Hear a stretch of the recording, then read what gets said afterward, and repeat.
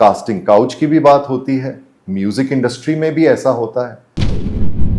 मैं अपनी बेटी अब जो ग्रोन अप है, मैं उसके साथ भी देख रहा हूँ। झांसा देके और वो कैरेट दिखा के काम की अगर आप किसी के साथ गलत करते हैं। सोनू निगम की आवाज सुनी और मुझे लगा कि भगवान गा रहे हैं। मुझे रात के 3 बजे हनी सिंह का मैसेज आता है, भाई आई fallen in love with your song. ये भटकती रूह मेरी फिर सुकून पाए जो तू आए, जो तू आए। नमस्कार दोस्तों, मैं हूं आपके साथ वर्षा राय और आप देख रहे हैं दैनिक भास्कर। आज मैं आपको एक ऐसी शख्सियत से मिलवाने वाली हूं जिन्होंने अपने 25 साल के सफ़र में कई दिलों को छुआ है। अपनी वर्सेटैलिटी और सोलफुल म्यूज़िक के इस सफ़र में उन्होंने पुराने दौर और नए जनरेशन के बीच में एक खूबसूरत सा पुल बना दिया है। विपिन जी, आपका बहुत बहुत स्वागत है। Thank you for a lovely introduction Varsha. Suddenly एक पूरी रील घूम गई 25 सालों की। जी, सबसे पहले तो कंग्रेचुलेशन, आपका गाना स्पॉटिफाई और हर जगह ट्रेंड कर रहा है और इस तरह का कोलैबोरेशन किसी ने भी इमेजिन नहीं किया था। करेक्ट। खासकर जो आजकल की ऑडियंस है जो हनी सिंह के गाने बहुत सुनती हैं, उसमें आपकी वॉइस और जिस तरह से आपने उस गज़ल को पेश किया है वो उम्दा है। मुझे लगता है उसके बारे में बताने से पहले मैं चाहूँगी कि आप उससे ही शुरुआत करें, थोड़ा गुनगुना दें।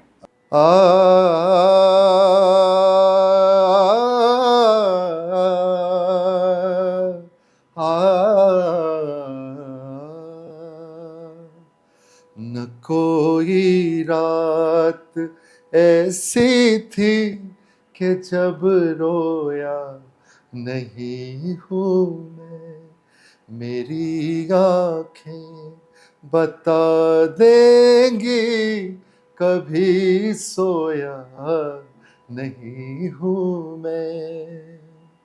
ये भटकती रूह मेरी फिर सुकून पाए जो तू आए, जो तू आए।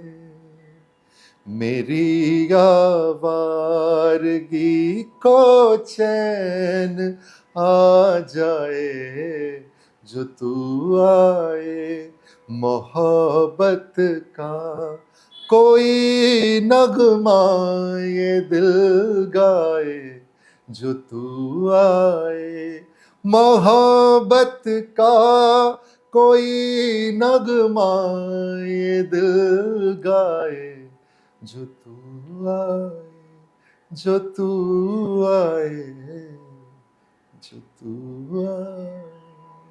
अगर ये कॉन्सर्ट चल रहा होता तो मैं सबसे आगे बैठ के टीयरी होती और आपके लिए जोर से चीयर अप कर रही होती। Thank you so इतना much. शानदार है, बहुत प्यारा। Thank her you. एक वर्डिंग्स जो है वो कहीं ना कहीं आशिकों के दिल में बैठ जाती। तनवीर गाजी साहब ने लिखा ही इतना उम्दा है, इतने प्यारे इंसान है और बहुत ही प्यारे पोएट हैं। He is the same fellow who wrote the monologue for Bachchan साहब इन पिंक, और बहुत सारे खूबसूरत गाने लिखे हैं उन्होंने। तो बड़ा मज़ा आया। सार्थक नकुल जिनके साथ रिसेंटली एसोसिएट हुआ मैं मिस्ट्री में, उसके बारे में भी बताएंगे आपको और सभी दर्शकों को। तो उन्होंने मेरे साथ में, ये मैंने पहली बार ही कंपोज किया है। मेरी जर्नी में मैं हमेशा कंपोज़र का सिंगर रहा हूँ, बट अब इस जर्नी में कोविड ने हमें बहुत कुछ सिखाया था। तो उस दौरान में हम सेल्फ सफिशिएंट होने के लिए मैंने बहुत सारी कॉम्पोजिशन, उस दौरान में भी मैंने एक कॉम्पोजिशन रिलीज करी थी और अब ये एक और कॉम्पोजिशन आई। इस गाने की शुरुआत जब आपने ये बोल लिखने से लेकर ये बोल गाने से लेकर हनी सिंह के साथ उस गाने में नेवर क्राइड जो म्यूजिक एल्बम का नाम है, ये कैसे आप दोनों की जुगलबंदी हुई, इसके बारे में थोड़ा। बहुत कमाल की ट्रिविया है वर्षा। आई एम फ्रॉम दिल्ली, और दिल्ली के दिनों में जब मैं ऑलरेडी अपनी पहली एल्बम के साथ, वो नॉन फिल्म का दौर था, 2000 में मेरी एल्बम आई थी, ईयर 2000 में, तेरी पायल, जो मुंबई में शूट हुई थी। रेखा चिन्नी प्रकाश ने वीडियो किया था, मैं सभी चैनल्स पे आ गया। एक नया दौर था, नए नए चैनल्स आए थे। दूरदर्शन के बाद सडनली इंडिया ने पहली बार इतने सारे चैनल्स देखे थे और हम उस पर आ रहे थे। तो मेरी जर्नी शुरू हो गई थी। मेरे बस थोड़े बाद ही हनी सिंह आए थे। और अभी उनकी शुरुआत ही हो रही थी। तो मेरी दूसरी एल्बम के दौरान में मैं 2005 में उनके साथ में मिला और हमने सोचा हम कोलैबोरेट करेंगे।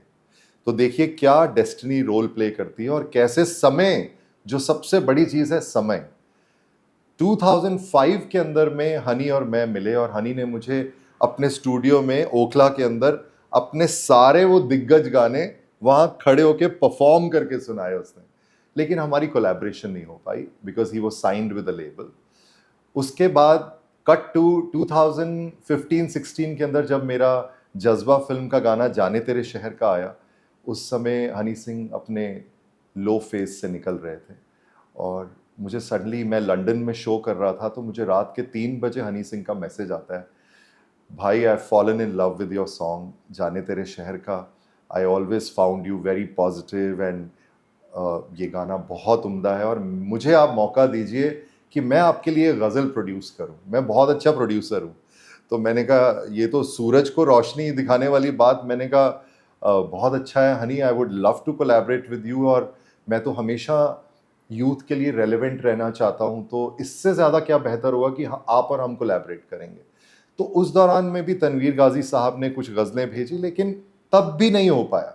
नाउ कट टू 2025, 2005, 2015-16 when जज्बा एंड 2025 मेरा मिस्ट्री OTT सीरीज में राम कपूर के लिए गज़ल आई है कुछ उस पार तेरा भी, वो मैंने हनी से सिर्फ शेयर किया, उसको इतना पसंद आया उसने इमीडिएटली मुझे कॉल किया, पाजी I want to release this in my album 51 glorious days. I said brother ये मेरा प्रॉपर्टी नहीं है, ये जियो हॉटस्टार की है और ये सोनी म्यूजिक पे रिलीज हो रहा है। तो कह रहे अब आप इमीडिएटली आप मुझे कोई गज़ल बना के भेजिए, you are a part of my 51 glorious days.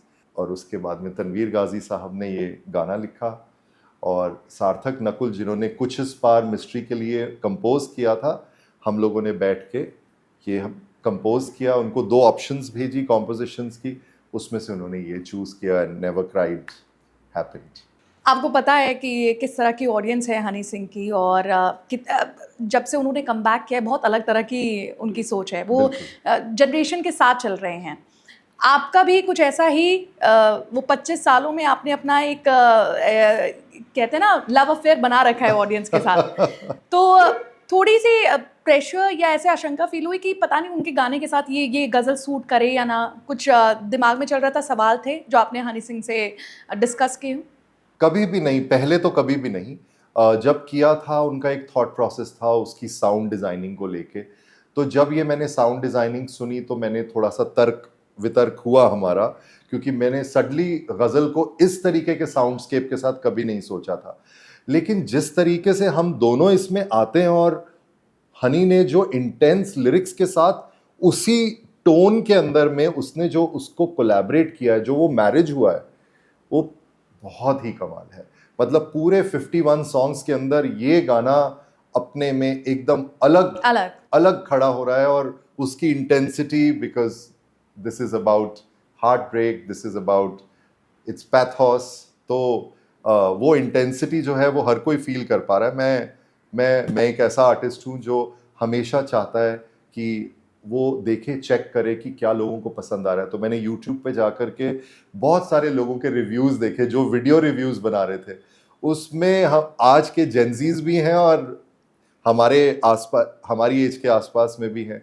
उन सब लोगों को 99% पसंद आया है, शायद 1% किसी को ये जोन, क्योंकि they are more into dance music and more high energy, तो वो 1% लोग हैं, बट 99% लोगों को ये गाना बहुत पसंद आया। अच्छा, हनी सिंह का हम सभी ने एक बहुत ही लो फेज देखा और ये मान लिया था कहीं ना कहीं इंडस्ट्री ने भी कि शायद अब वो वापसी नहीं करेंगे, लेकिन ये जो उन्होंने धमाकेदार कमबैक किया है सभी को चौंका दिया है और बैक टू बैक गाने आ रहे हैं, बैक टू बैक, ऐसा लग रहा है कि अब वो रुकने नहीं वाले हैं। क्या कहेंगे उनकी जर्नी पर? और आप तो उनके बचपन के मैं मतलब बचपन तो नहीं कहूँगा, we were both you know in our, he was in his 20s, I was in my 30s, but मैं जब पहली बार इस शख्स को मिला था, मैंने इतनी फायर, मतलब वो या तो मैंने अपने, I felt it in my stomach, I had that fire to make it, and और मुझसे कई दर्जे ज़्यादा फायर मैंने हनी में उस समय देखी थी। तो जब ये उसका लो फेज आया, I prayed for him because he really did great music and लग रहा था कि हिंदुस्तान को इंटरनेशनल मैप की तरफ लेके जा रहा है, बहुत अच्छा काम कर रहा था। और हर इंसान के इस लाइफ के अंदर में हाइज एंड लोज इस इंडस्ट्री में आते ही हैं। इस सदी के महानायक के भी आए थे, बच्चन साहब के भी आए थे, and we all seek inspiration from all of them कि हाई पे बहुत ज़्यादा हाई हेडेड नहीं होना है और लो पे you have to bounce back. तो एक चीज़ जो मैं भी सोचता हूँ, मेरी अपनी जर्नी के अंदर में भी कुछ ऐसा हुआ है जिसमें मैं देखता हूँ कि किस तरीके से हनी सिंह ने बाउंस बैक किया है। इसे कहते हैं राइज ऑफ द फीनिक्स, जो बिल्कुल एशेस, एकदम आप ऐश हो जाते हैं, आप बहुत बहुत दिग्गज होते हैं और आप फिर ऐश बन जाते हैं और फिर ऐश से आप फिर कैसे से फीनिक्स बनते हैं, वो ये बंदे ने करके दिखाया। और उसकी जो डॉक्यूमेंट्री मैंने देखी, मतलब हम उसमें इमोशनल भी हुए और we felt proud about him. और सबसे बड़ी बात, आर्टिस्ट तो बहुत हैं हिंदुस्तान में, आप हर प्रांत में देखेंगे, आप रियलिटी शोज पे देख चुके हैं, कमाल के आर्टिस्ट हैं। लेकिन ऐसा जज्बा होना कि उस लो फेज में भी उसने मेरा जाने तेरे शहर का गाना सुन के मुझे कॉल किया और मुझे बोला मैं आपके लिए गज़ल करना चाहता हूँ। तो ये कितनी काबिले तारीफ बात है उस इंसान की जो अपने लो में इतना अच्छा सोच रहा है, तो अपने हाई में क्या सोचेगा। तो आप सोच सकते हैं ये 51 ग्लोरियस, आज तक तो किसी ने 51 गाने एक साथ रिलीज नहीं करे हैं, तो उस बंदे को तो सलामी है, बहुत कमाल। He is, I think he is unstoppable. जाने तेरे शहर में की बात कर लेते हैं, लेकिन उस पर बात करने से पहले आपको पता है कि मेरी रिक्वेस्ट आने ही वाली है।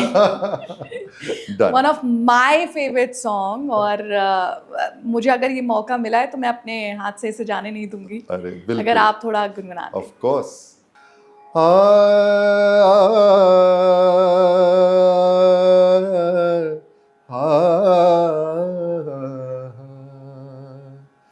जाने तेरे शहर का क्या इरादा है, जाने तेरे शहर का क्या इरादा है, आसमान कम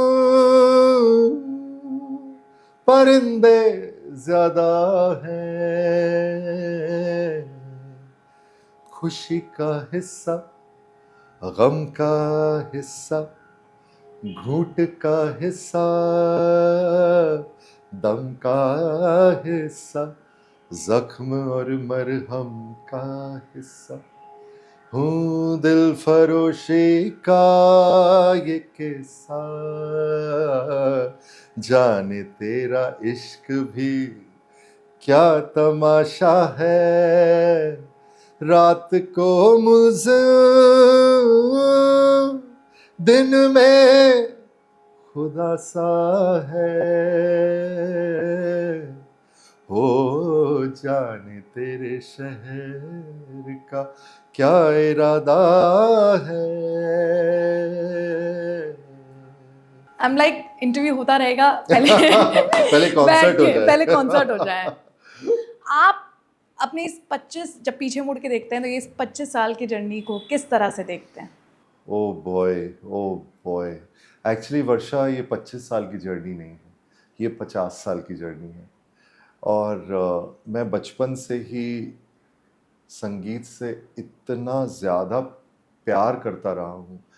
छोटा सा बच्चा जो अपनी बड़ी बहन के साथ में पहली बारी हारमोनियम सुनता है और उस टेबल को पकड़ के खड़े हो जाता है और पूरा 1 घंटा वो सुनता ही रहता है। तो वो मेरी उससे, जिसे कहते हैं, रोमांस विद म्यूज़िक। और वहाँ से शुरू होकर के फिर स्कूल में बहुत सारे गाने गाए, बहुत सारे कॉम्पिटिशन्स हमने एट द स्टेट लेवल, उस समय तो सिर्फ दूरदर्शन हुआ करता था। तो वहाँ से जर्नी लेकर के फिर आगे संगीत सीखते सीखते सोनू निगम का स्कूल में आना एज अ जूनियर, वो अलग है जो मैं आपको बताऊंगा। लेकिन ये जर्नी आगे चलती रही और संगीत ने कहीं मुझे चुन लिया, because I am the first generation of music in my family. मेरी फैमिली में कोई भी संगीत में नहीं है। तो मैं बहुत बारी गिरा, बहुत बारी उठा, फिर से अपने आप को डस्ट किया, फिर आगे बढ़ा, फिर से गिरा, फिर से उठा। ऐसा कितनी बार हुआ। और जो शुरुआती दौर था उसमें शांतनु मोइत्रा, प्रदीप सरकार जैसे लोगों के साथ में काम करने के मौका मिलना, दिल्ली के अंदर जिंगल्स गाए, गाने रिकॉर्ड किए, टेलीविज़न पे आया, फिर मेरी पहली एल्बम तेरी पायल जो मुंबई में रेखा चिन्नी प्रकाश के साथ में शूट हुई, मेरे पीछे 20 डांसर्स। मतलब मुझे ऐसा लगता है कि जैसे आप जब पैदा होते हैं तो वो ऊपर वाला ना आपकी जर्नी बहुत प्यारी सी वो एक पिक्चर वो एक ड्रॉ कर देता है। तो मैं तो इस 25 सालों की जर्नी को यही कहूँगा कि भगवान मुझे तैयार कर रहे थे। He was making me the right vessel for it to sound a certain way. तो इस जर्नी के अंदर मैं अपनी आवाज़ को भी समझ रहा था, क्योंकि I started as a pop singer. I used to dance throughout my show. I used to entertain people, make them dance and just leave them at a high. But कहीं ना कहीं deeply बहुत म्यूजिक जो था वो deeply connected था। तो वो जो है वो उसका जो अभी जिसे कहते हैं ना द लव पोर्शन और सो टू से द म्यूजिक पोर्शन, वो अब आप इन गानों में सुन सकते हैं। जाने तेरे शहर का है कुछ इस पार, एक फिल्म थी 200 हल्ला हो, उसमें भी मेरा एक बहुत ही प्यारा गाना था। फिर हनी सिंह के साथ कोलैबोरेशन, और अब जो आने वाले और गाने हैं उसमें आपको एक वो कहते हैं ना कि संगीत जो है वो जब तक आप डेप्थ में नहीं जाते हैं, वो डेप्थ में आप जाएंगे तो आपको लगेगा कि अभी कुछ भी आपने कुछ भी नहीं, अभी तो बहुत गहरा है। तो संगीत की ऐसी गहराई है जो मुझे लगता है अभी 25 सालों में भी I am still a toddler. मतलब ऐसे लगता है कि अभी तो शुरुआत ही हो रही है। पर जो सपना लेकर आप मुंबई आए थे, और क्या आपको लगता है कि वहाँ तक पहुँच चुके हैं? मुंबई में वो म्यूज़िक इंडस्ट्री में उस तरह की आइडेंटिटी आपको मिल गई है जो आप डिज़र्व करते हैं? वर्षा, मुझे लगता है कि बहुत डिफ़िकल्ट है यहाँ पर फिल्म्स में आपको चांस मिलना। और जिस तरीके से म्यूज़िक कंपनीज़ ने थोड़ी गुटबाजी जब नया दौर शुरू हुआ उसमें उन्होंने अपने सिंगर्स रख लिए, उनको साइन कर लिया। तो अगर मेरे जैसा आर्टिस्ट जब जाता भी है अपने मेरिट पे, मैंने जाने तेरे शहर का मेरिट पे जीता है गाना, और आर्को ने मेरे लिए लड़ाई करी है कि ये आवाज़ नहीं हटेगी। आपने तो सुने हैं किस्से हमारी इंडस्ट्री के, जिसमें बहुत सारे सिंगर्स ने लड़ाई भी करी है। उसमें बहुत सारे दिग्गज लोग हैं, सोनू निगम जी से लेकर के दलेर मेहंदी से लेकर ऋचा शर्मा से, कितने लोग हैं जिन लोगों की आवाज़ें हटाई गई हैं। तो मेरी आवाज़ के लिए आर्को ने फाइट किया। बहुत सारी म्यूज़िक कंपनीज नए सिंगर को एंटर ही नहीं करने देना चाहती हैं। तो मुझे ऐसा लगता है कि मेरी जैसी आवाज़ को अभी और बहुत गाने मिलने चाहिए, क्योंकि मेरी अगर आप आवाज़ सुनेंगे तो मेरी आवाज़ सभी लोग जो जिनमें जिगरा है बोलने का, मैं रहमान साहब के साथ काम कर चुका हूँ, मैं अंकित तिवारी के लिए गा चुका हूँ, मैं आर्को प्रावो मुखर्जी के लिए गा चुका हूँ, अब हनी सिंह के साथ कर चुका हूँ, और भी बहुत दिग्गज लोगों के साथ में काम कर रहा हूँ। तो जिनमें जिगरा है बोलने का, मेरी आवाज़ सिनेमैटिक है।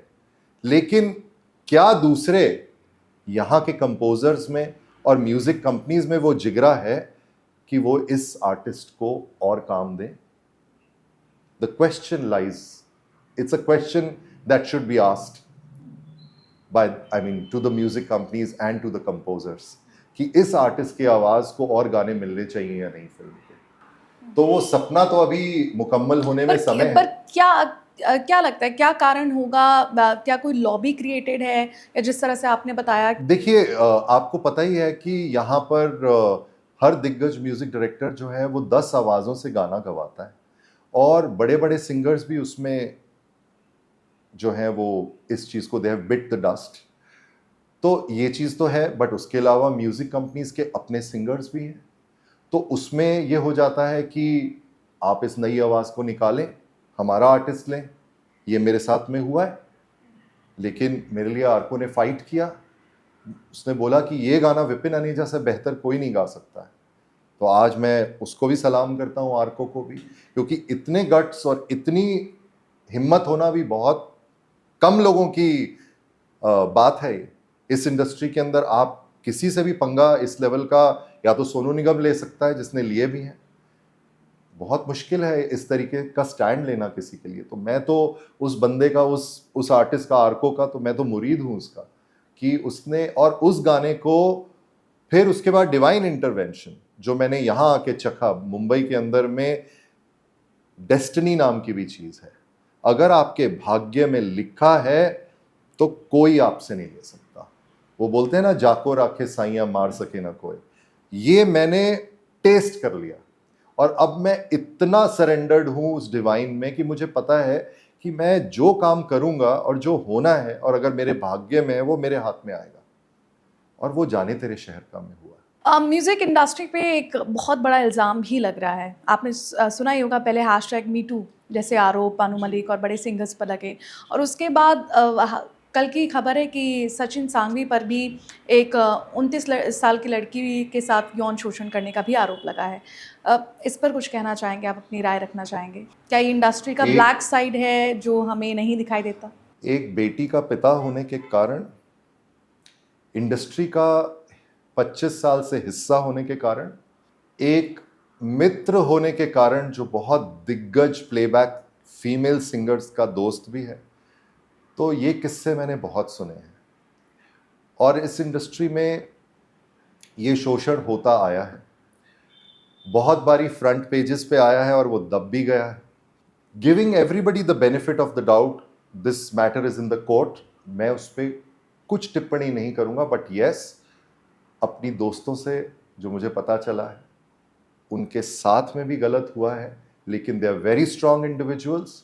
उन लोगों ने उसका सामना करके वो उनको जवाब दिया है। उनको किसी पेपर में, न्यूज़पेपर में जाने की ज़रूरत नहीं पड़ी, किसी पुलिस स्टेशन पे जाने की ज़रूरत नहीं पड़ी। वो अपने में ही इतनी स्ट्रांग इंडिविजुअल्स हैं कि उन्होंने उनकी जगह उनको उसी समय दिखा दी। बट क्या हर लड़की वो कर पाती है, वो सवाल है।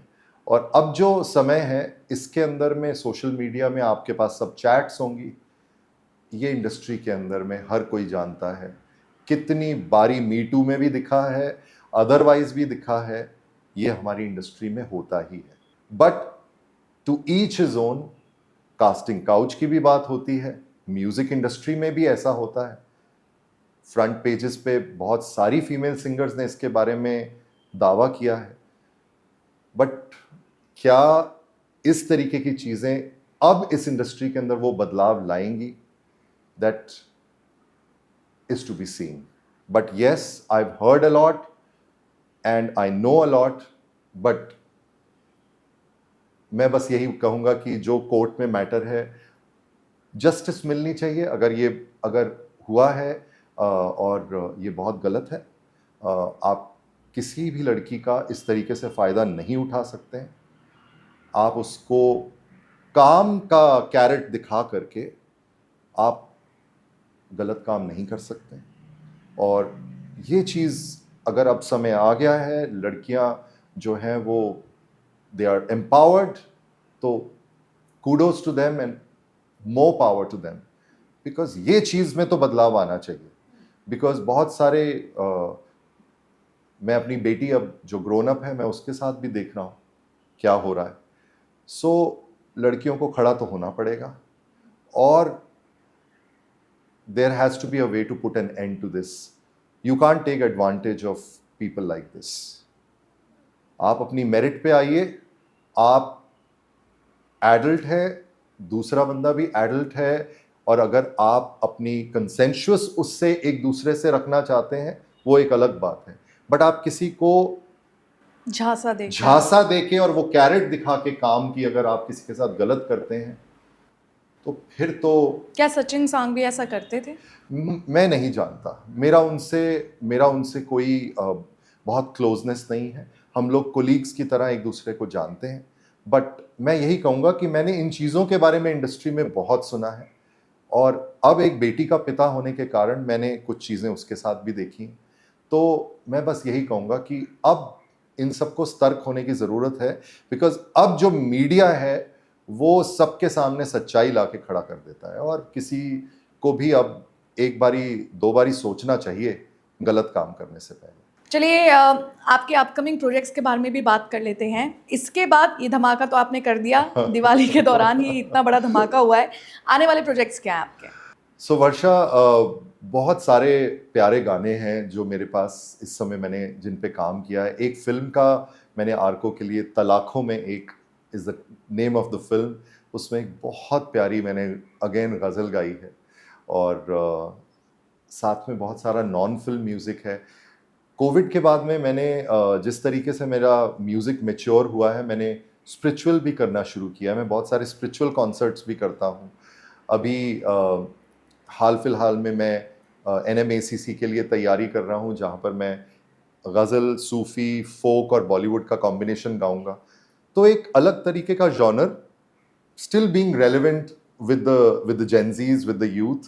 So I'm trying to bring about different kind. एक और गाना मैंने अभी किसी के लिए किया है जो बहुत जल्द रिलीज होगा। वो बिल्कुल ही मुख्तलिफ, एकदम अलग ही जॉनरा का है। थोड़ा आज की साउंड है उसमें, और साउंडस्केप बिल्कुल इंटरनेशनल है, और Punjabi Hindi kind of a mix है। बहुत ही cool Gen Z kind of a song है। तो मतलब हर तरीके की चीज़ कर रहा हूँ मैं। जो भी मेरे मतलब मैं अपने आप को कहता हूँ कि मैं पानी की तरह बहता हूँ। तो बहुत सारे लोगों को नहीं पता कि मैं रैप भी कर लेता हूँ। तो क्या हम सुन सकते हैं? All right, all right. 1 2 1 The way you move, baby, makes my heart skip a beat. The smooth thing, see, perfect shape of your body. My sugar babe, sugar me. You're the sweet, sweet, sweet lady you'll ever be. Baby, I'm on my knees and I don't wanna miss the way you make me wanna long for your heart and kiss. Oh, nice. Just a snippet. Nice. तो ये भी हम कला जल्दी ही आपके मतलब किसी ये मैं आपको बता रहा हूँ कि हम आर्टिस्ट जो है ना, वो बहुत बच्चे की तरह होते हैं। हमारा दिल जो होता है ना, हमें उस मॉल में जाके हर चीज़ चाहिए। हमें ये भी चाहिए, हमें वो भी चाहिए। तो हम लोग पानी की तरह बहते हैं। हम पॉप भी गाते हैं, हम स्पिरिचुअल भी गाते हैं, हम सूफ़ी भी गाते हैं, हम गज़ल भी गाते हैं, हम थोड़ा बहुत लाइट क्लासिकल भी गाते हैं, और रैप भी कर लेते हैं। तो सब कुछ है। Just trying to tell you कि आज के समय में आपको सीमित होने की ज़रूरत नहीं है। आप हर तरीके का जो है म्यूज़िक, उसके ऑडियंस है, आप सब कुछ कर सकते हैं। आखिरी कुछ सवाल मैं आपसे ले लेती हूँ। सोनू निगम और आपकी दोस्ती बड़ी चर्चित है, क्या है कहानी? मैंने आज तक उसके बारे में ज़्यादा बात नहीं करी थी, बट अब समय आ गया है। मुझे बहुत प्यार करते हैं सोनू। मेरे साथ में स्कूल में जब मैं 11th में था, तो वो 9th में एंटर किए थे। और पहली मेमोरी ये है कि एक इंग्लिश प्ले था, उसका मैं लीड सिंगर था, और मेरी principal Mrs Tytler, Jennifer Tytler, वो हमें ऑपरेटिक स्टाइल ऑफ सिंगिंग सिखा रही थी। और एक बच्चा एंटर करता है, और जॉर्ज सर पियानो पे थे, और वो शख्स आके मेरे पीछे आते, और बिना कुछ जाने वो हारमोनीज करनी शुरू करते हैं। एंड मैं एकदम, जिसे कहते हैं, शॉक्ड हो गया कि ऐसा कैसे हो सकता है। खैर, कट टू अगले दिन सुबह मैं स्कूल लैंड ही करता हूँ। बहुत बड़ा एक एरिया था जहाँ पे बसेस रुकती थी, और उससे काफ़ी दूर चल के जा कर के असेंबली होती थी। और सुबह सुबह मुझे ऐसे लगा कि ऊपर से भगवान गा रहे हैं, और वो था ऐसी लागी लगन। और सिंगर ऑफ द स्कूल तो मैं था, लेकिन जब मैंने सुबह असेंबली में सोनू निगम की आवाज़ सुनी, और मुझे लगा कि भगवान गा रहे हैं, और मैं दौड़े भागा जा रहा हूँ कि ये कहाँ से आवाज़ आ रही है। और मैं असेंबली में पहुँचता हूँ, और मैं देखता हूँ Sonu Nigam on the harmonium, ऐसी लागी लगन। बस वहाँ से उसकी आवाज़ से इतना प्यार हुआ, उसने मुझे इतना इंस्पायर किया। हम लोग स्कूल की कैंटीन के बाहर एक बहुत प्यारा सा पेड़ था, उसके नीचे बैठने की जगह थी। तो मैं ऑफ कोर्स उससे सीनियर था, तो मैंने उसको हमेशा बुला लेना। हम दोनों बैठ के मिलके पतझड़, सावन, बसंत, बहार, हम ये दोनों मिलके गाते थे। सोनू हारमोनियम प्ले करते थे। फिर उसके बाद वो घर आते थे, और हमारे घर में आकर उन्होंने कितना म्यूज़िक सुनाया। मेरे पास रिकॉर्डिंग्स थी उस चीज़ की। फिर उसके बाद मैं अमेरिका चला गया पढ़ने, और फिर जब वापस लौटा तो सोनू निगम ऑलरेडी मुंबई पहुंच चुके थे, और वो स्टार बनना शुरू हो गए थे। तो यहाँ आकर के मुझे उनसे फिर से कनेक्ट होने का मौका मिला, और तब से कनेक्शन हमारा ऑन है। और वो मेरे हर गाने से पहले मैं उनको भेजता हूँ। ये वाला हनी सिंह वाला गाना भी भेजा, और हनी ने ऑलरेडी मेरा गाना उनको ये सुनाया था। but he told me later on कि I heard and I loved the collaboration. तो जाने तेरे शहर का के टाइम में जब सोनू ने वो सुना तो फ़ोन पे गाने लगे जाने तेरे शहर का, और इतना प्यारा लगा उनके मुंह से ये गाते हुए, और बोला कि विपिन आज से तुम पब्लिक प्रॉपर्टी हो। तो मेरा उनसे ऐसा प्यार है, भाइयों जैसा प्यार है, और he is a legend of our music industry, जिनको मैं हमेशा मेरे से छोटे होते हुए मैं उनको बहुत बड़ा मानता हूँ, क्योंकि उनकी जो भगवान ने उनको बना के भेजा है हिंदुस्तान के लिए, वो सबके दिलों पे राज करने के लिए भेजा है, और वो आज तक कर रहे हैं। सो मैं बहुत बहुत ढेर सारा प्यार उनको, बहुत सारी दुआएं, और मैं हमेशा उनको अपना भाई जैसे मानता रहूँगा। बिल्कुल। अच्छा, इस जर्नी में कोई ऐसा शख्स रहा है जिसने आपके बहुत ही लो फेस में, या जब आप बहुत ही मुश्किल दौर से गुजर रहे हों तो उसने आपका साथ दिया हो? That's a difficult one. मुझे ऐसा लगता है वर्षा, मैं अपना खुद का बहुत बड़ा सपोर्टर हूँ। मैंने अपने ऊपर विश्वास रख के, अपने हर लो के अंदर में अपने आप पे विश्वास रखते हुए, अपने आप से प्यार करते हुए, मैंने किसी की तरफ नहीं देखा कि कौन मेरी मदद करेगा। क्योंकि जब आप एक्सपेक्ट करते हैं, क्योंकि आप करते तो बहुत लोगों के लिए हैं, लेकिन आप एक्सपेक्ट नहीं कर सकते कि दूसरा आपके लिए उसी तरीके से करेगा या नहीं। तो उस लो फेज में मैंने अपने लिए खुद अपने अंदर फिर फायर भर के, and I call the supreme my biggest manager, I hold his hand and I am my biggest supporter, और मैं ही अपने लिए करता हूँ और वो मुझे उस चीज़ की पावर देता है।